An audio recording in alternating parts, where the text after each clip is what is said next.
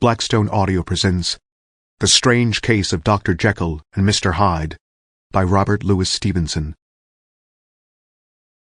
Story of the Door.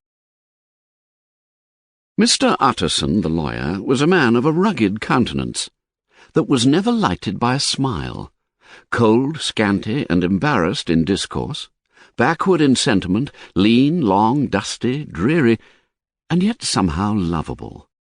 At friendly meetings, and when the wine was to his taste, something eminently human beaconed from his eye. Something, indeed, which never found its way into his talk, but which spoke not only in these silent symbols of the after-dinner face, but more often and loudly in the acts of his life.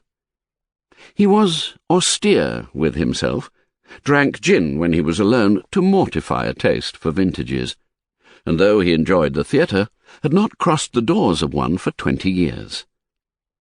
But he had an approved tolerance for others, sometimes wondering almost with envy at the high pressure of spirits involved in their misdeeds, and, in any extremity, inclined to help rather than to reprove. "I incline to Cain's heresy," he used to say, quaintly. "I let my brother go to the devil in his own way." In this character it was frequently his fortune to be the last reputable acquaintance and the last good influence in the lives of down-going men. And to such as these, so long as they came about his chambers, he never marked a shade of change in his demeanour. No doubt the feat was easy to Mr. Utterson, for he was undemonstrative at the best, and even his friendship seemed to be founded in a similar catholicity of good nature.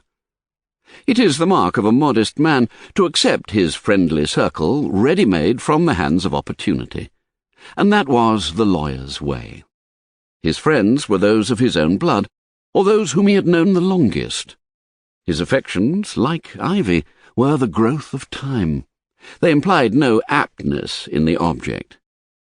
Hence, no doubt, the bond that united him to Mr. Richard Enfield, his distant kinsman, the well-known man about town.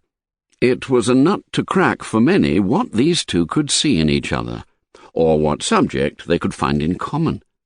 It was reported by those who encountered them in their Sunday walks that they said nothing, looked singularly dull, and would hail with obvious relief the appearance of a friend. For all that, the two men put the greatest store by these excursions, counted them the chief jewel of each week, and not only set aside occasions of pleasure, but... Sample complete. Ready to continue?